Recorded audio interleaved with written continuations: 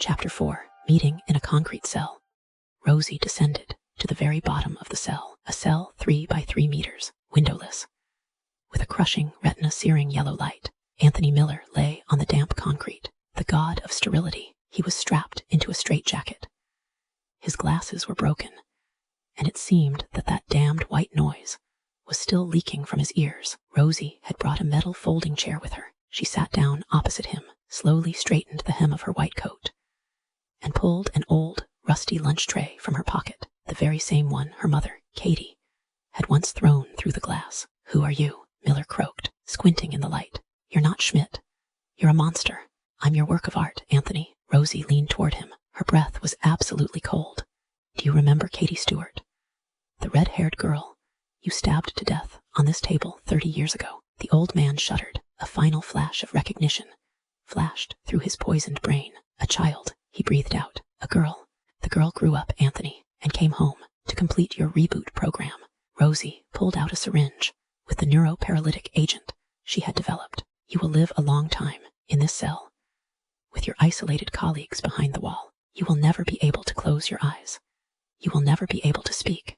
You will simply listen to white noise, forever." The needle entered the old man's neck. Miller spasmed briefly, his eyes frozen, filled with a wild, silent, final horror. The revenge was complete. The meal was served at absolute zero. Rosie went up to the director's office, her new office. She sat down in a leather chair, crossed her legs, and opened the facility's main safe, the only key to which she now possessed. Inside lay a thick metal cassette tape with the personal inscription of Richard Schmidt, her adoptive father. Rosie inserted the tape's flash drive into the monitor. A video appeared on the screen. The video showed a young Richard Schmidt and Dr. Miller standing over an incubator holding newborn Rosie 30 years ago. Entry number 404, the adoptive father's voiceover said, "The air experiment, Katie Stewart's garage solvent, which she sold under the guise of joy, contained a randomly discovered component, a byproduct of the distillation of vanillin and industrial ethers, that completely blocked the effects of. That's why Katie was immune to the memory wipe.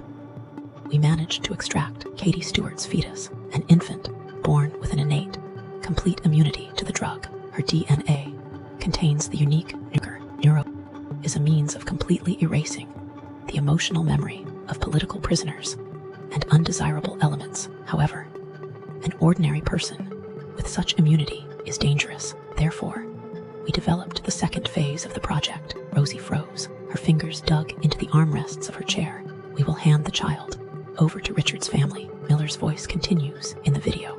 "We'll raise her with absolute love until she's 14, and then we'll gently slip her the truth about her mother's death.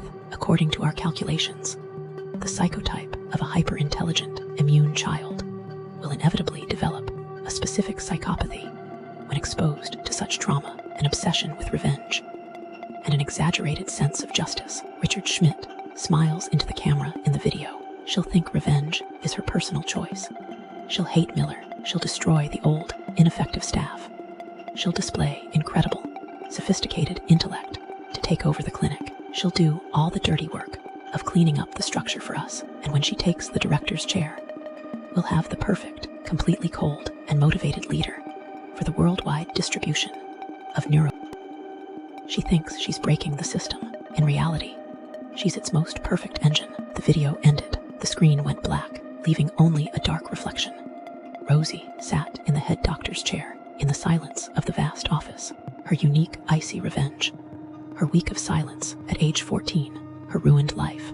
Her porcelain mask. Her triumph over Miller. All of it was just lines in the engineering plan 2 old men had written 30 years ago. She hadn't beaten the system. She had simply walked the tracks laid for her on the day she was born. Rosie's lips slowly stretched upward 2 millimeters, exactly 4 teeth, from the speakers in the ceiling of the head doctor's office.